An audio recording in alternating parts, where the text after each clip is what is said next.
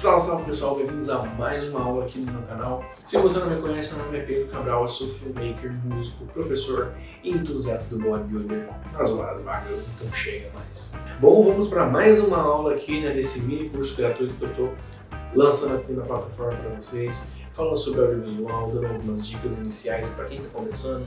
Se você não viu as outras aulas, nós já estamos na segunda aula do segundo módulo, Então já teve uma aula desse módulo que eu falei sobre os tipos de câmera, sobre a configuração básica inicial. E já teve um módulo com 3 aulas em que eu falei sobre roteiro, falei sobre direção de fotografia e direção de arte. Hoje nós vamos falar um pouquinho sobre iluminação. Eu vou falar um pouquinho sobre alguns movimentos de câmera que eu fiquei devendo falar para vocês lá na aula de direção de arte e direção de fotografia que eu falei que eu ia falar aqui. Porém, eu quero mostrar isso para vocês de uma forma que fica fácil e visível de ver.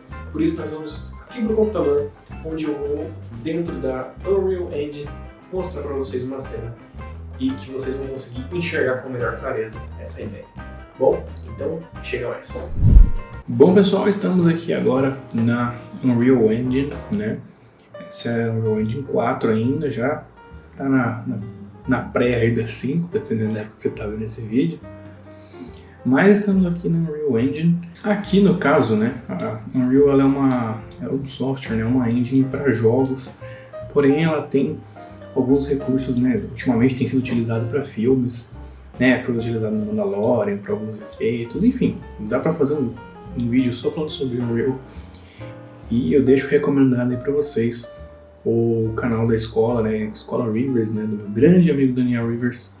Ela tem muito conteúdo para Rivers, é uma escola para games, mas vocês podem aprender bastante sobre o Unreal lá.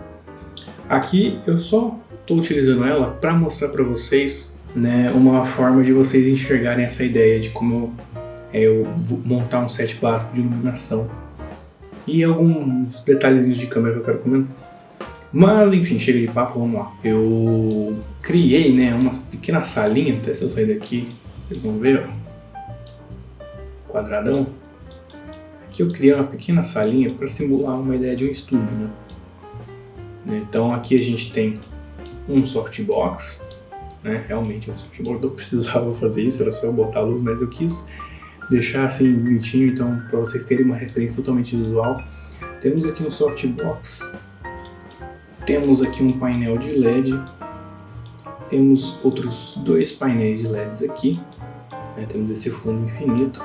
E temos aqui o nosso personagem, que eu chamo de Manny, por ser um manequim.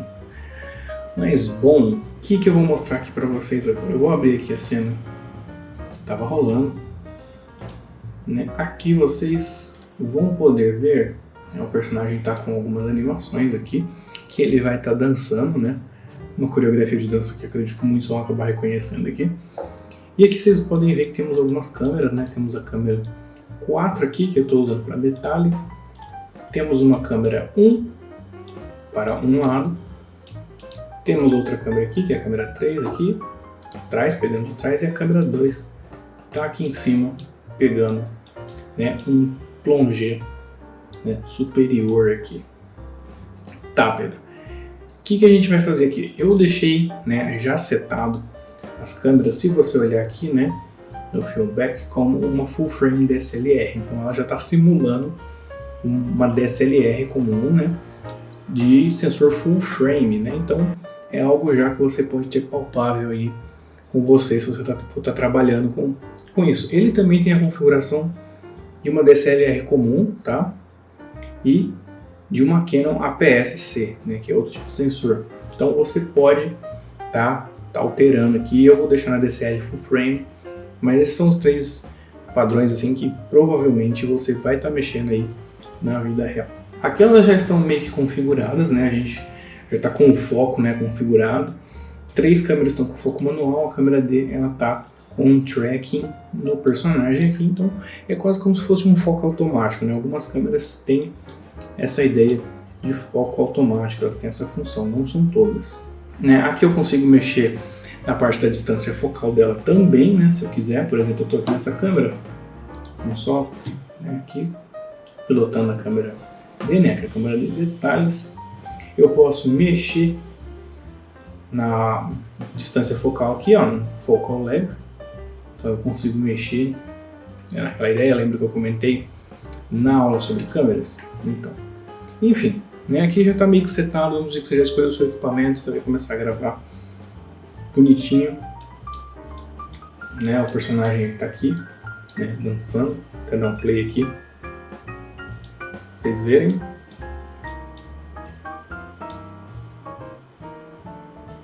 Então ele está dançando a coreografia de Thriller, né?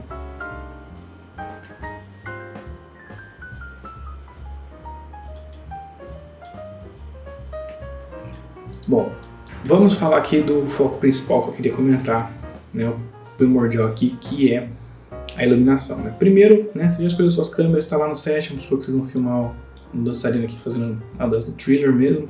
Quando a gente fala de iluminação, nós temos três tipos de luzes, né, de características para luzes que a gente usa, tá?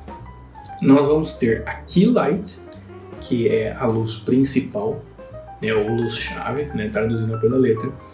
Nós vamos ter a luz de preenchimento, ou também Fill Light, né, podemos chamar assim. Temos a Background Light, né, que é a luz de fundo, ok? Então, as três luzes estão aqui, né? Deixa eu apagar aqui para vocês verem. Então, vou deixar aqui, ó. A luz 1, que é a luz do painel de LED aqui, eu estou usando ela como luz principal, tá bom? Então, ela é uma luz que ela está... Deixa eu abrir aqui a luz. Ela é uma luz que ela está mais forte, né? Posso aumentar e diminuir ela aqui. Ela é uma luz mais forte porque ela está dando o detalhe principal, né? Se vocês olharem aqui nessa minha filmagem, vocês vão ver, né, mesmo que tem essa luz forte, mais branca aqui. Essa é a minha luz principal aqui. Então, a gente tem a luz principal. O que acontece? Quando a gente só usa a luz principal, pode acontecer isso aqui. Se vocês olharem aqui o meu bonequinho, vocês vão ver que ele tem, né, essa silhueta preta bem forte aqui. Tem a sombra lá atrás também que está bem forte, né? Mas como eu já comentei antes, a gente não se elimina a sombra, né? Eliminar a sombra é algo que não existe e que é algo que deixaria muito não realístico aquilo. A gente não quer eliminar a sombra, a gente quer controlar a sombra e deixar ela mais amena, né? Então, aqui para a gente resolver essa situação, a gente faria o quê? Usaria a Fill Light, que é a luz de preenchimento. Então, a luz de preenchimento, que é a minha luz número 2 aqui, que está vindo do softbox. Por que eu coloquei um softbox? O softbox, geralmente, ele tem aquela camada branca na frente, que é o quê? É o nosso difusor. Ele vai fazer com que a luz não fique dura. O que seria a luz dura? A luz dura é quando a luz ela vem direto e colide com a gente, né? Então, por isso que fica aquela sombra forte, aqueles detalhes pretos mais fortes, né? E a luz de preenchimento, ela vem mais soft, né? Mais suave, e ela elimina isso, né? Ela preenche aquelas camadas. Então, vocês podem ver aqui, ó, que sumiu aquela linha dura, né? Agora está com uma sombra aqui. Deixa eu abrir a nossa iluminação aqui da luz 2. Aqui, ó. Eu deixei ela um pouco mais fraca mesmo, né? Se eu deixar só um, vocês podem ver que ela está bem mais tranquila, né? Ela não é tão agressiva quanto a outra. Então ela está aqui só com a função de preencher. Então, sem luz de preenchimento, com luz de preenchimento, né? Sem luz principal, com luz principal. E aí nós temos a luz de background, né? A luz, né, de fundo. Essa luz ela serve para destacar um pouco a gente do fundo, né? Que nem aqui no caso desse vídeo que vocês estão vendo com a minha câmera, né? Tem a minha luz principal que está aqui. A luz de preenchimento, estou usando meio que a iluminação do próprio computador, tá? E a gente tem essa luz esverdeada aqui atrás, que está fazendo a função de ser a minha luz de fundo, né? Então ela dá um destaque para o fundo, me tira um pouco daquele fundo, né? E ajuda a preencher mais o cenário, né? A gente também pode posicionar, por exemplo, às vezes essa luz, né, contra o personagem, né? Gerando uma silhueta e dando mais destaque, dá uns efeitos bacanas, né? Então, por exemplo, aqui eu vou ligar a luz 3, que é a luz de cima. Vocês podem ver que ela dá esse contorno, né? Eu fiz ela como uma luz amarelada, né? Então ela dá esse contorno aqui, bem bacana, e dá esse destaque e dá até um detalhe no chão, né? Eu poderia trocar aqui, vamos, sei lá, colocar uma luz vermelha, azul, né? Você vai dar esse destaque, Eu vou colocar uma luz amarela mesmo, como se fosse uma luz quente, né, que a gente chama. Eu também poderia posicionar, né, vamos selecionar aqui o meu painel aqui de cima, colocar ele para focar no fundo só. Ele vai estar iluminando somente o fundo aqui, tá? Vou aumentar um pouquinho da intensidade dessa luz. Ok.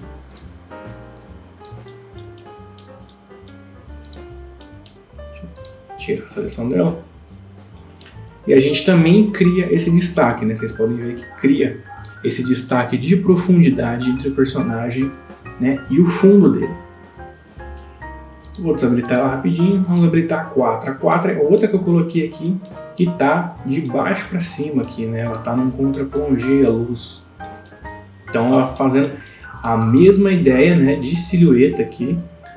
Você pode ver que ela dá, né, pequenos detalhes aqui para a iluminação do nosso personagem. Eu vou deixar ligado só a luz de background, né, que aí vocês conseguem ver bem as regiões, né, que ela dá esse detalhe. A mesma coisa aqui. Agora vamos habilitar as duas junto, ó. Fica até um efeito bacana. Deixa, ó, só de preenchimento de fundo.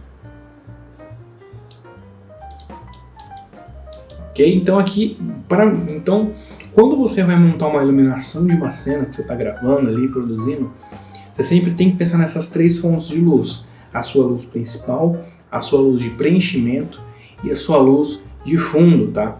Geralmente pode acontecer de você não ter como fazer, sei lá, a luz de fundo, né? Mas mantenha a luz de preenchimento e a luz principal, né? Elas são as mais importantes.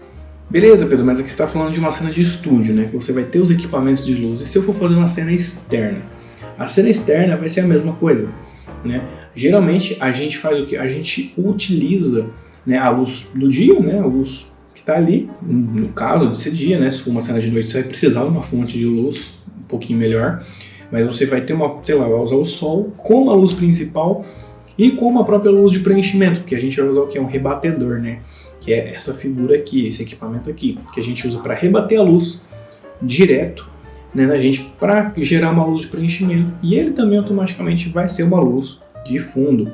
Em alguns casos você pode até usar uma luz artificial, tá? Para ajudar a complementar. Se você tiver uma situação, vamos supor, eu estou gravando na minha casa aqui, eu não tenho 3 fontes de luz, eu tenho uma, né? Você pode usar estratégias para aprimorar isso. Então, por exemplo, você poderia ligar uma fonte de luz principal, sei lá, se você tiver uma parede branca, a parede branca vai te ajudar a rebater aquilo, então usa ela para poder rebater e gerar uma luz de preenchimento para você, né? Então, assim, tem várias coisas que dá para você ir incrementando, tá?